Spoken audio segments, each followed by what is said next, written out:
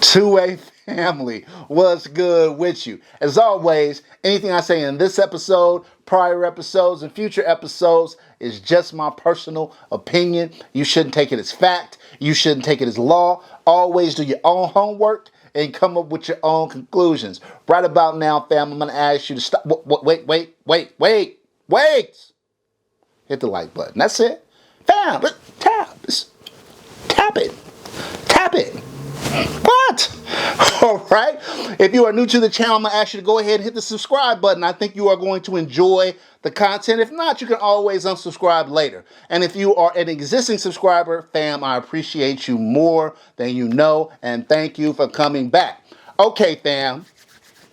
This video, I think, is a really good topic because I think we should all be thinking about this to a certain extent and preparing ourselves. Now, I'm not fam.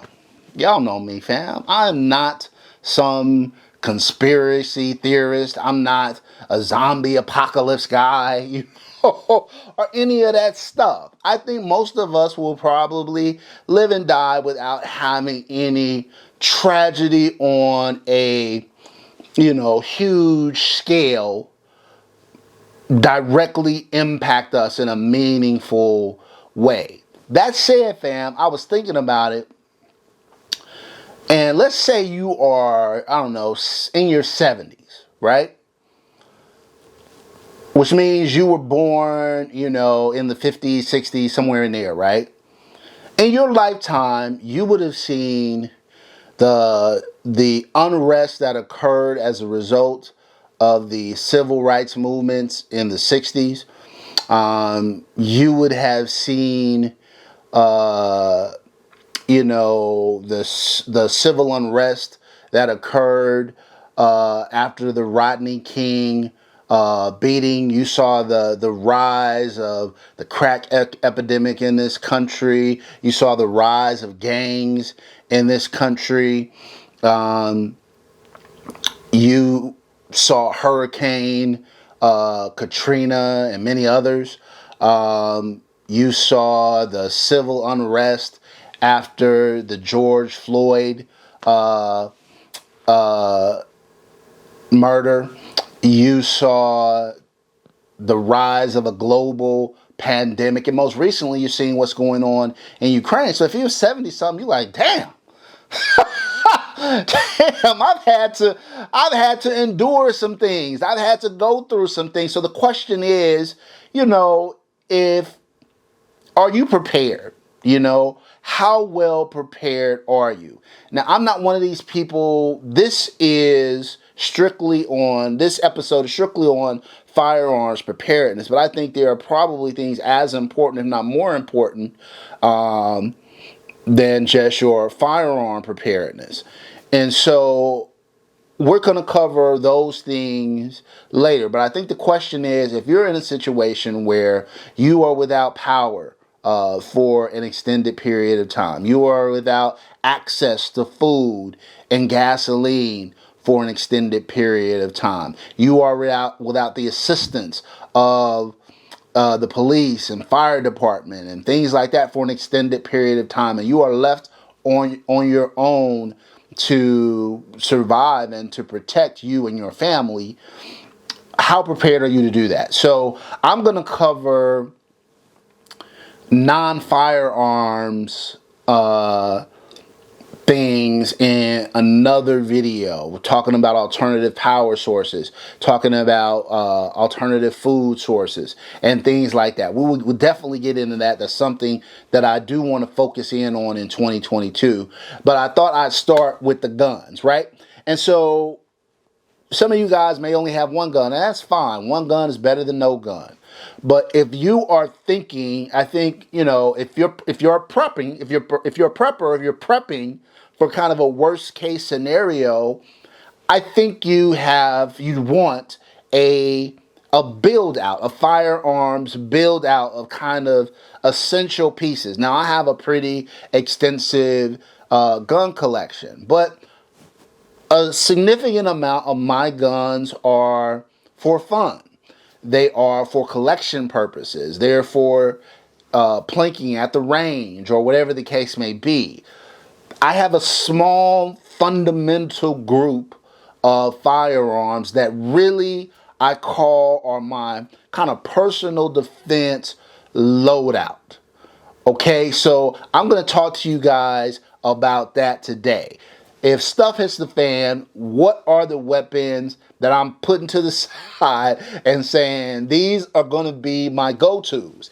And I had to do that recently. I thought about that. Had to, and when you have a lot of guns, you have to, you know, when you got multiple AR-15s, multiple rifles, multiple pistols, etc., you have to decide which weapons are you going to, are your go-tos, and then you have to master those weapons. And I'm not trying to imply I have mastered all of these to any degree yet, but these are the weapons that I have chosen. These are going to be the weapons that I put in extensive training in 2022 as part of my personal defense firearm setup. Okay, so let's get started.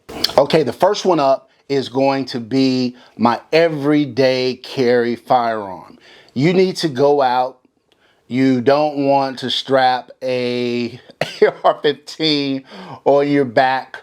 And obviously that's not legal to do in most places, but if it's a stuff at the fan scenario, maybe that's not your greatest concern at the moment. Maybe your greatest concern is survival. But I think there is, as we saw with the Rittenhour incident, sometimes by doing that, you make yourself a target. So maybe we want to be more discreet. We want to have a small firearm. We need to venture out from our homes for a period of time. We want to be protected, but we want to be discreet and subtle.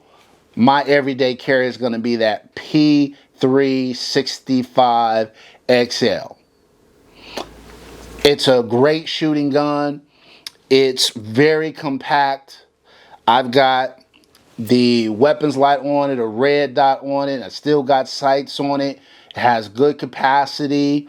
Yeah, fam, this is my everyday carry weapon now, and it will continue to be so in the event of stuff hits the fan scenario. The P365 XL. Okay, next up is my bedside gun. This is a gun when I hear the crash in the window of the night, I don't have time maybe to make it to my primary home defense weapon or whatever, but I just got to grab something, and I want something that's going to be effective, that I can shoot well, that, you know, has all the requisite accessories on it. That's going to be my FN509 Tactical. It's got a red dot on it. It's got a light laser on it. Obviously in California we're magazine capacity limited, but if you're in a non-capacity state, it's got phenomenal capacity. The extended magazine has over 24 rounds. And so look, fam, this is my bedside gun. This is the first gun I'm grabbing. I hear the noise in the middle of the night. The FN509 Tactical. Okay, next up, this next one is one I feel like a lot of people sleep on. Some people are up on it, but I feel like a lot of people, this doesn't occur to them. Everybody's always thinking about like big bore guns and things like that, and there's certainly a need for them. But I think a more essential need is maybe you need to hunt. I don't know, maybe that isn't as much of an option in the inner city as it is if you live more in the suburbs or the country. But if you need food and you need to go hunt, and you need something that, particularly I'm thinking about like small varmint hunting and things like that. So look, fam, this is my HK-MP5 chambered in 22 LR. Got a Holosun red dot on it. Look, fam, everybody should have a 22 in their collection for this purpose. One, it's great to plink with. It's great. It's a great shooting aid, shooting tool. The ammunition is very inexpensive. And so all of this, and great training aid, right? So all of those things are phenomenal and you should have and are probably important in a stuff hits the fan scenario. But I would also add the extra component of hunting for small varmint if you need a food source. So this would be my go-to for that. That's the HK MP5 chambered in 22 LR. All right, next up is my primary home defense weapon. And I think most of you guys who watch the channel know what this one is because I specifically built this from the ground up to be just that, the ultimate home defense weapon. Now, my thought process might change depending on where I live, but I feel like if you're in an inner city community where neighbors are in close proximity and you are concerned, you want something that is certainly lethal, but something you don't have to worry about over penetration on and things like that. You've heard me say many times that I think a pistol caliber carbine is the way to go in that scenario, and you are looking at 2A-N-LA'S ultimate home defense weapon, and this is an AR 9 millimeter. It's got the foldable stock, so it can also pass as a backpack gun if I needed a little more firepower than my everyday carry, but I also want it to be discreet. It's got Daniel Defense grips, Daniel Defense fixed sights, as well as the aims, as well as that O-light on it, right? So this would be my go-to home defense weapon. And again, I have a preference for pistol caliber carbines. I know a lot of people are like, oh, I want a shotgun. There's certainly a place for a shotgun. I think most people don't think about, though, what a shotgun is going to do to their ears in a small, confined space. And so my go-to is the AR 9 millimeter.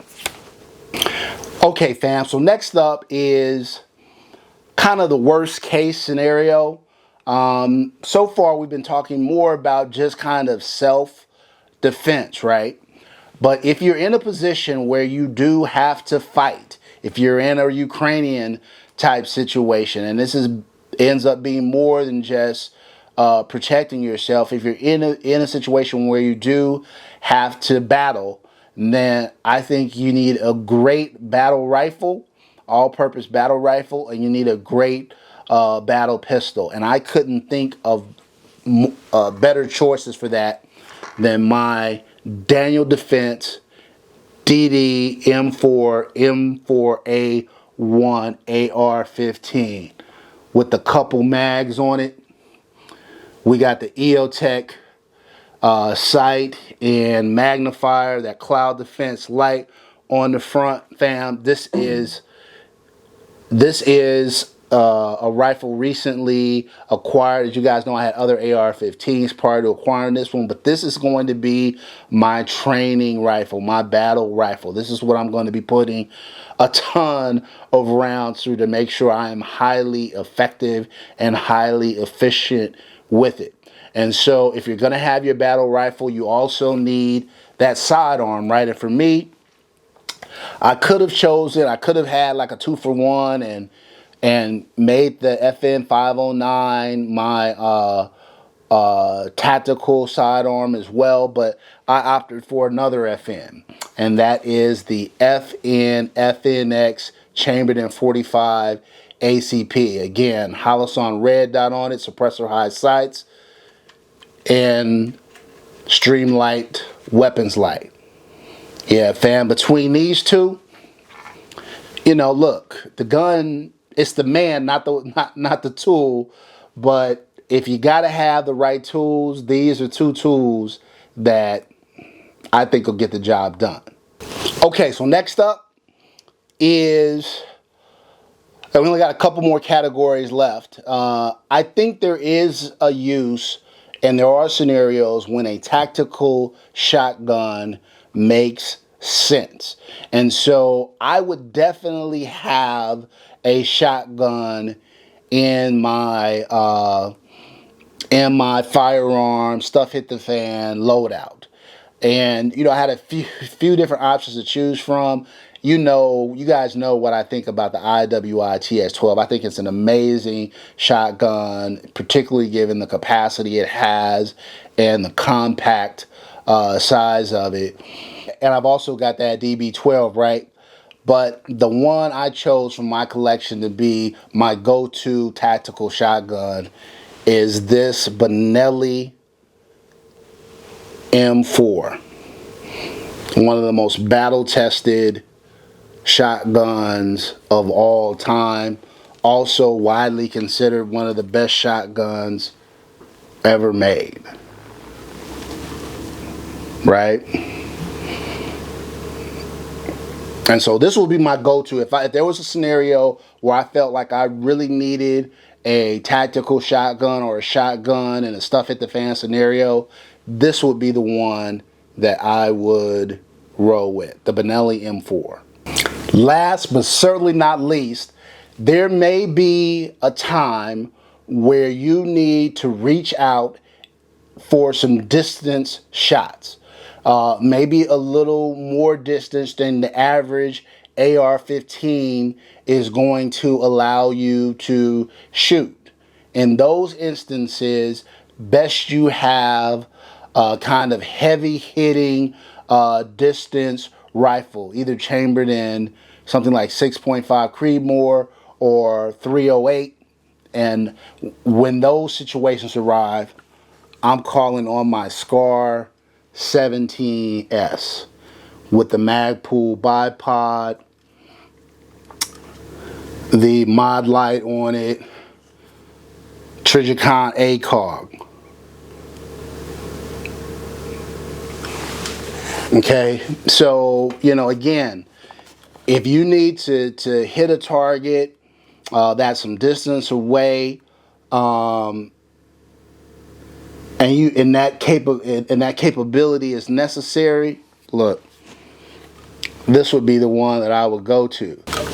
It's not lost on me either that 3 of the 7 firearms that I've selected out of my collections are FN. I think that speaks to the quality of FN firearms. And so if you hadn't picked that up, I just thought I'd bring that to your attention. Okay? So look, fam, that's it. That's 2A-N-LA'S Stuff Hit the Fan Weapons Loadout. Now, look, fam, obviously, there's going to be a certain level of ammunition that is needed to be able to ensure, long-term viability with these firearms. And so we'll talk about that too. This is going to be part of a series of kind of prepping videos. And so we'll talk about how much ammo should you be holding at all times, what calibers should you be holding. We'll talk about food prep. We'll talk about alternative power sources, and all of that. Okay? So until next time, fam, I appreciate you. Look, let me know down in the comments if you would have selected a different gun in any of these categories. Is there a category I missed? Do you feel like I can consolidate the categories even more to be more efficient? So let's talk about that too. All right? Until next time, fam, as always, take care of one another and peace.